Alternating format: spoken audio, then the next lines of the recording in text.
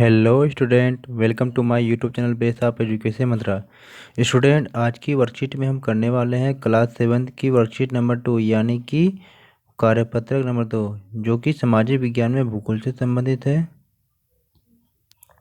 तो आज की हमारी वर्कशीट बहुत ही इंटरेस्टिंग होने वाली है, क्योंकि इसके हम क्या पर्यावरण के बारे में पढ़ने और समझने वाले हैं। तो प्लीज़ वीडियो शुरू करने से पहले हमारे चैनल को सब्सक्राइब करिए और इस वीडियो को ज़्यादा से ज़्यादा अपने दोस्तों के साथ लाइक और शेयर जरूर करें। तो चलिए हम शुरू करते हैं आज की वीडियो।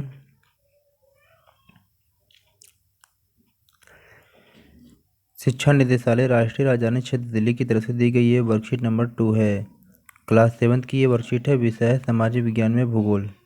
सभी स्टूडेंट यहाँ पर अपना नाम लिखेंगे, यहाँ पर अपने क्लास टीचर का नाम। ये जो हमारी वर्कशीट है ये 9 अप्रैल 2021 की वर्कशीट है। तो आज की इस वर्कशीट में हम करने वाले हैं पर्यावरण से संबंधित प्रश्नों को और समझेंगे।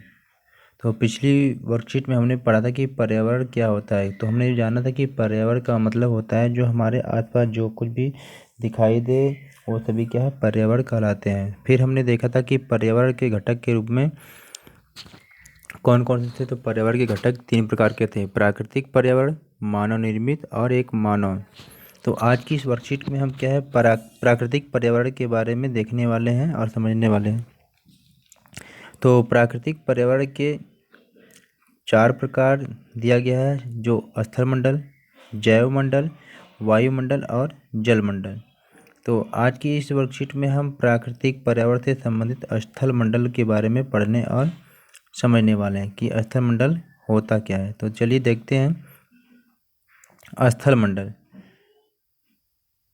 पृथ्वी की ठोस परपटी या कठोर ऊपरी परत को स्थलमंडल कहते हैं। यानी कि हम जिस भाग पर रहते हैं उसे हम क्या, परपटी कहते हैं, क्योंकि ये क्या है, पृथ्वी की ठोस परपटी जो सबसे ऊपर का भाग होता है और ये काफ़ी कठोर भी होती है। यह चट्टानों एवं खनिजों से बना होता है एवं मिट्टी की पतली परत से ढका होता है। यह पहाड़, पठार, मैदान, घाटी आदि जैसे विभिन्न स्थलाकृतियों वाला विषम धरातल होता है। ये विषम धरातल का मतलब है कि सभी जगह धरातल क्या है, एक जैसे नहीं होते। कहीं पठार है तो कहीं पहाड़ है, कहीं पर्वत है, कहीं मैदान है, कहीं रेगिस्तान है। ये सभी क्या अलग अलग क्या है, स्थलमंडल की आकृति है। ये स्थलाकृतियाँ महाद्वीपों के अलावा महासागर की सतह पर भी पाई जाती है। यानी कि जो ये स्थल की आकृति है केवल क्या है, महाद्वीपों में ही नहीं, महासागरों में भी ये सब पाया जाता है। तो प्यारे बच्चों, ये हमारी वर्कशीट बहुत छोटी वर्कशीट थी, इजी तरीके से हमने इसको समझा। तो चलिए देखते हैं। स्थलमंडल वह क्षेत्र है जो हमें वन, कृषि एवं मानव बस्तियों के लिए भूमि, पशुओं के लिए चारा या चरने के लिए घास स्थल प्रदान करता है। यानी कि जो स्थलमंडल वह क्षेत्र है जिनका उपयोग हम क्या किस रूप में कर सकते हैं, पेड़ के लिए, कृषि के लिए, हम अपने और आपके या मनुष्य के रहने के लिए जो मकान बनाने के लिए, और पशुओं के जो चारा के लिए जो हम उगाने के लिए जो घास स्थल भी मिलता है।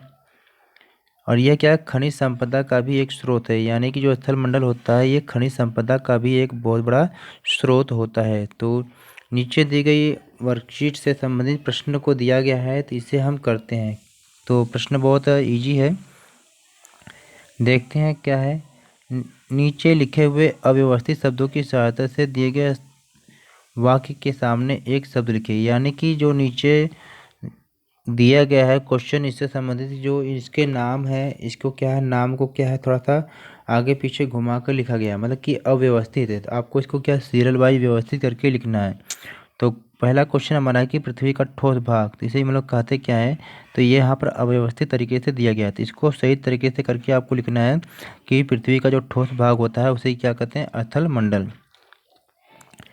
ठीक इसी प्रकार से है क्या है सेकेंड क्वेश्चन, कि समुद्र द्वारा आपस में कटे भूभाग को क्या कहते हैं। तो यहाँ पर दिया अव्यवस्थित तरीके से, तो इसको हम कहते क्या हैं, इसे हम कहते हैं महाद्वीप। तीसरा हमारा है कि पृथ्वी पर बड़ा जल स्रोत, तो इसे कहते हैं क्या है, व्यवस्थित करके आप लिखेंगे तो इसे कहते हैं महासागर। अगला हमारा है कि पृथ्वी की सतह पर बहुत ऊंचे उठे भाग को मतलब क्या कहते हैं। तो इसको भी अव्यवस्थित किया गया है, तो इसे आप सही करके लिखेंगे तो उसे हम क्या कहते हैं, पर्वत। यानी कि पृथ्वी की सतह पर बहुत ऊंचे उठे भाग को क्या कहते हैं, पर्वत। तो प्यारे बच्चों, आप बहुत अच्छे तरीके से समझ रहे होंगे। अगला है हमारा क्वेश्चन है कि चौड़ी और सपाट ज़मीन को हम क्या कहते हैं।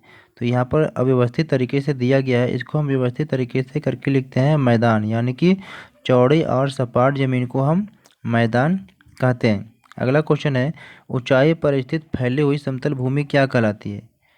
तो इसे हम सही तरीके से करके लिखेंगे पठार, यानी कि जो ऊंचाई पर स्थित फैली हुई समतल भूमि होती है, जिसका जो ऊपर का भाग होता है ये मेज की तरह होता है समतल बराबर, उसे हम क्या कहते हैं, पठार। अगला हमारा है कि दो पहाड़ों की जो बीच का रास्ता है उसे हम क्या कहते हैं। तो इसे हम क्या कहते हैं, घाटी। कहीं कहीं पर क्या है, दर्रे आपको मिलता है, कि किसी कहीं कहीं आपको दर्रा लिखा हुआ मिल जाएगा, तो अभी उसे समझिए घाटी ही समझिए। आप कभी कभी कंफ्यूज न रहें कि घाटी अलग दर्रा अलग, सेम एक ही तरह है।